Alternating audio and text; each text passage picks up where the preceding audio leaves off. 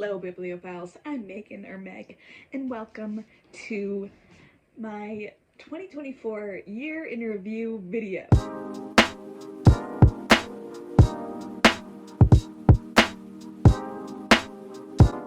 this is basically just going to be a bunch of stats, and I don't know if they'll be interesting to anyone but me, but I wanted to make this video anyway.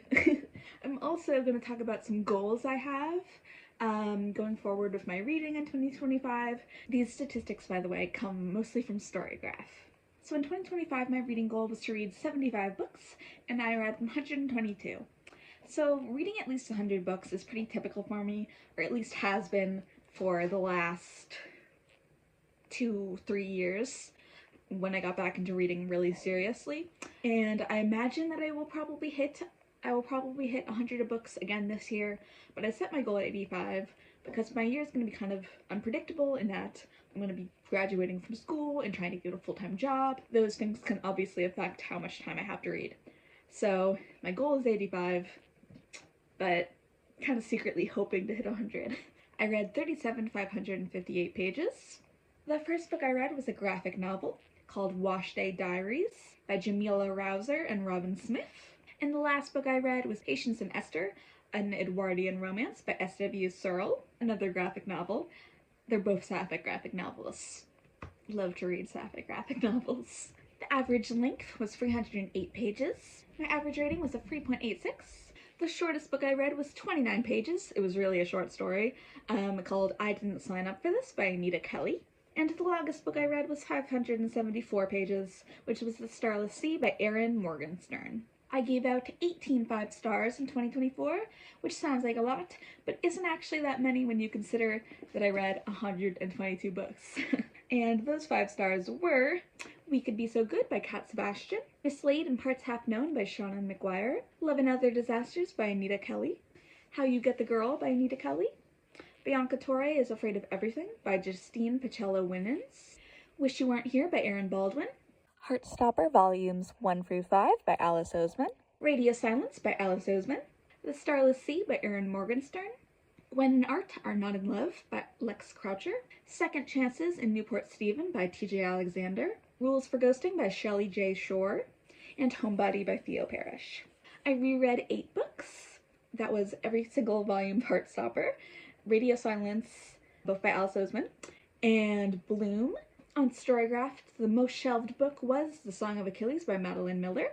654,351 users have shelved it on Storygraph. My least shelved book was I Didn't Sign Up for This by Anita Kelly. 184 users on Storygraph shelved it. The books I read from my owned TBR, aka my collection, was only 15. Definitely want to raise that number this year.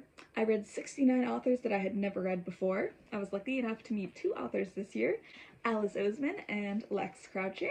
The top 3 authors I read the most from were Alice Oseman with 8 books, Anita Kelly with 7, and Cat Sebastian with 6. The top 5 genres, most of these overlap, and most of these books are more than one genre, but according to Storygraph, not counting LGBTQ, because I don't consider that a genre, like it's a representation, and also not counting young adult because that is an age range. I'm not sure why they put those 2 as genres.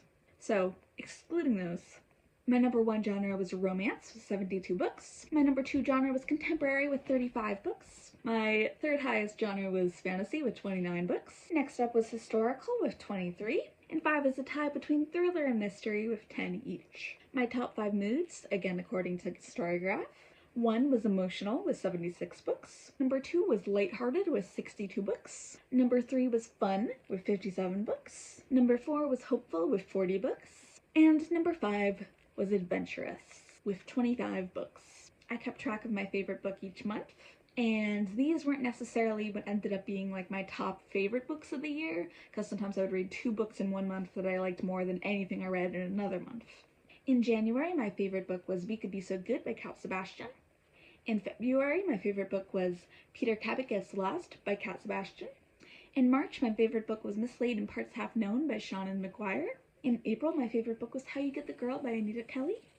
In May, my favorite book was The Song of Achilles by Madeline Miller. In June, my favorite book was Life of Melody by Marie Costa. In July, My favorite book was One Perfect Couple by Ruth Ware. In August, my favorite book was Wish You Weren't Here by Erin Baldwin. In September, my favorite book was Homegrown Magic by Jamie Paxton and Rebecca Potos. In October, my favorite book was The Starless Sea by Erin Morgenstern. In November, my favorite book was Gwen and Art Are Not in Love by Lex Croucher. And finally, in December, my favorite book was Rules for Ghosting by Shelley J. Shore. If you want to see my top 10 favorites of 2024, that is a separate video. I will link it. Maybe on the screen, definitely below. Go give it a watch. Now for some superlatives that I came up with. The best YA book I read was Gwen and Art Are Not in Love by Lex Croucher. The best fantasy book I read was The Starless Sea by Erin Morgenstern. The best historical romance I read was We Could Be So Good by Kat Sebastian. The best contemporary romance I read was How You Get the Girl by Anita Kelly. And the best graphic novel I read, which wasn't a reread, was Heartstopper Volume 5 by Alice Oseman. Okay, so now some goals for 2025. I said in the beginning of the video, I have set my goal to 85 books. I might end up increasing my reading goal, but yeah, secretly, I want to read 100 books. Another goal of mine is to DNF more. I went through my spreadsheet that I keep each year of every book I read, and I'm pretty sure, like, I wrote it down. It was like, I'll put the number on the screen. I think it was 16 books that I was like, I could have DNF'd that. Like, there was no reason to keep reading. So I'm gonna DNF more in 2025. I also want to read more from my owned TBR. As I said in this video, I only read 15 books that I owned, and I want that number to be higher.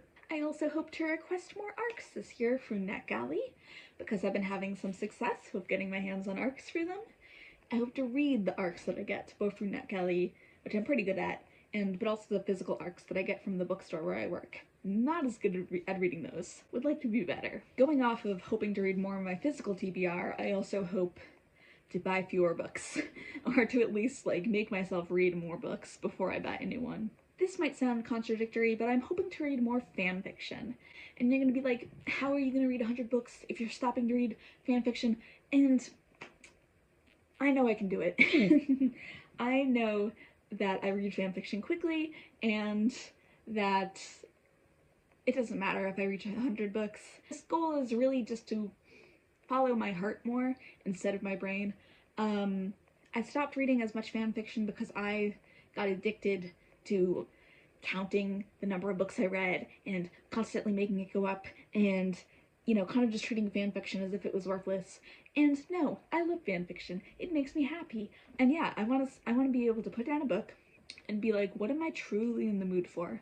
And if it's fan fiction, read the fan fiction. Because basically it just got to a point where I felt guilty if I was reading fan fiction, which is so silly.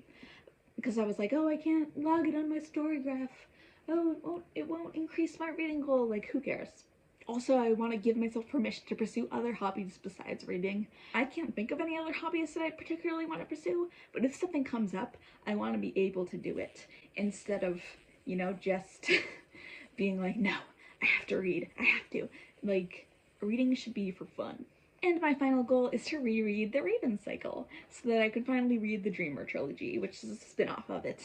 I love The Raven Cycle. It is my favorite series of all time. So that was my 2024 year in review wrap-up video. Basically just a statistic extravaganza. Thank you for watching. If you liked this, I would love it if you gave me a like, leave me a comment, subscribe perhaps, and let's be friends on Storygraph and Goodreads and Instagram. Okay, bye!